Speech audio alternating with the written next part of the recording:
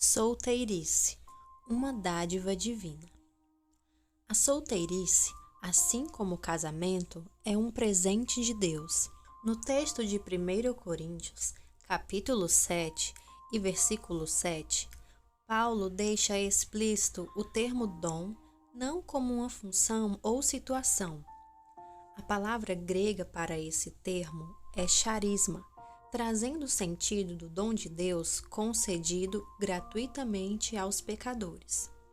Quando pensamos na solteirice, à luz dessa perspectiva, mudamos o conceito errôneo a respeito dos solteiros. Eles não são inferiores por não estarem casados. Infelizmente, há uma forte pressão da sociedade com relação a esse tema.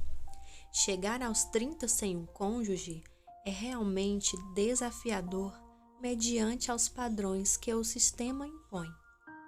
A maioria dos solteiros tem vivido insatisfeitos na busca desenfreada por um status civil. No entanto, o motivo de tal insatisfação é muito mais profundo do que se possa imaginar. Não se trata apenas do fato de encontrar um companheiro ou uma companheira, mas trata-se da plenitude que só pode ser encontrada em Cristo.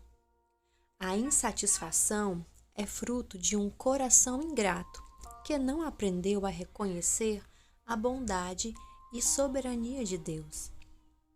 Quando se há o verdadeiro entendimento de que é Deus quem controla todas as coisas, se torna mais fácil vivenciar cada fase da vida.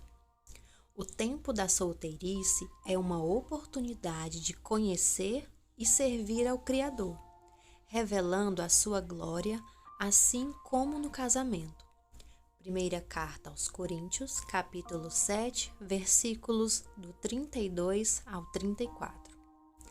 A solteirice, sem dúvida, traz grandes oportunidades de serviço ao Senhor, seja através do tempo, dedicação ou do serviço ao próximo, uma dádiva de Deus que se converte em um bem comum. Quando chega a solidão. Como um solteiro pode lidar com a solidão? Os dias vêm, os dias vão, surgem festas e comemorações, casamentos de amigos próximos e até mesmo um chá de fraldas de um bebê. Tudo isso parece desencadear um misto de emoções no coração. Quando será a minha vez? Será que vou me casar um dia? São questionamentos que frequentemente invadem a mente, trazendo insatisfação e até mesmo ansiedade. A resposta para tais perguntas só poderá ser encontrada em uma vida de comunhão com o Senhor.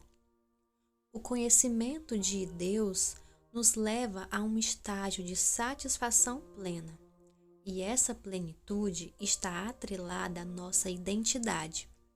Quando entendemos quem somos e para que existimos, nos deleitamos em Deus e exercemos confiança. Ao confiarmos na bondade do Senhor, passamos a compreender sua soberania. Nenhum detalhe da nossa história está de fora do controle do Eterno.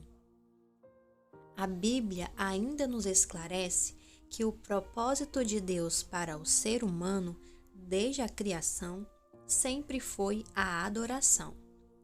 Em Deus fomos gerados, portanto, somente em Deus estaremos completos. De fato, casamento é um presente e família é bênção do Senhor. Mas não podemos esquecer que não somos o nosso estado civil, porque nele nós vivemos e nos movemos e existimos.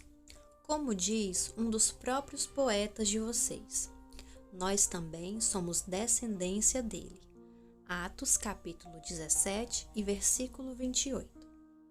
Não é errado desejar o casamento, mas quando isso toma tamanha proporção a ponto de gerar insatisfação, é provável que esses anseios já tenham se tornado idolatria. Cultivando a pureza. Em sua primeira carta aos Coríntios, Paulo traz orientações e expressa seu parecer a respeito do assunto da solteirice. Em sua opinião, seria melhor que o homem permanecesse só, mas se esse fato pudesse levar alguém a cair em pecado por não conseguir se conter, seria melhor que se casassem. Portanto, digo aos solteiros e às viúvas: é melhor que permaneçam como eu, mas se não conseguirem se controlar, devem se casar. É melhor se casar que arder em desejo. Primeira carta aos Coríntios, capítulo 7, versículos 8 e 9. Sem dúvidas, todos os cristãos estão constantemente enfrentando batalhas nas mais diversas áreas de suas vidas, e a sexualidade com certeza é uma delas. A luta pela pureza deve ser constante, e isso não diz respeito somente aos solteiros, mas também aos casados, visto que todos nascemos no pecado. Ao observarmos o contexto em que viviam os crentes em Corinto, é possível interpretar com melhor clareza o conselho de Paulo aos solteiros. Viver em meio a uma cultura sexualizada certamente era um grande desafio. Por esse motivo, essas orientações eram, de certa forma, um meio de prevenir as tentações. O conselho de Paulo permanece atual em nossos dias. O sistema é mau e há uma deturpação do que foi criado puro. Existe um crescimento acelerado da perversão sexual. A mídia, a indústria, as culturas em geral têm se apoiado em um conceito erotizado, que não se difere muito do de Corinto. Mediante a tamanha perversão, Deus nos chama a voltar às Escrituras e viver as verdades nela contidas. É necessário haver renúncia e separação em meio a uma cultura maliciosa, onde homens e mulheres são vistos como produtos de exibição e aquilo que é precioso é tido como objeto de uso. Como os solteiros podem procurar honrar ao Senhor cultivando uma vida de pureza, seja em seu modo de pensar, agir, vestir ou se comportar? Muitos podem afirmar que vivem uma vida de santidade por se abster de sexo, mas não enxergam seu pecado em atitudes sutis, que se tornam pecado tanto quanto praticar sexo antes do casamento. A Bíblia nos mostra que o caminho para uma vida de pureza é o temor ao Senhor, o que nos levará a viver em sua presença, tendo o coração rendido à sua vontade. Lugar do solteiro no reino de Deus. E se ao invés de lamentarmos por estarmos solteiros aos 30, aproveitássemos as oportunidades que temos para servir? Paulo é enfático em dizer que o solteiro cuida das coisas do Senhor, em como agradar ao Senhor. Primeira carta aos Coríntios, capítulo 7, versículos do 32 ao 35. Com isso, entendemos que o tempo da solteirice é uma grande oportunidade tanto para conhecer a Deus quanto para servi-lo. Torno a repetir que o casamento é sim uma instituição divina, mas até que ele chegue, é possível se deleitar na plenitude do Pai.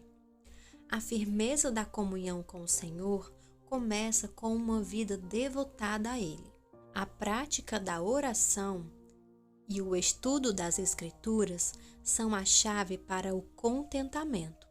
Amar e servir a família que temos, nossos pais, irmãos, sobrinhos, compartilhando as boas novas, são tarefas que podemos desenvolver muito bem. Servir a igreja local, compreendendo que somos partes do corpo de Cristo, sermos proativos, estando dispostos a caminhar com pessoas e ver nelas crescimento espiritual, tudo isso são oportunidades para melhor servirmos ao Senhor. Além disso, não podemos esquecer a ordem que o Senhor nos deu de sairmos pelo mundo e pregar o seu evangelho a toda criatura. Marcos capítulo 16 e versículo 15. Uma vez que conhecemos o Senhor, é nosso dever compartilhar as boas novas, seja onde for.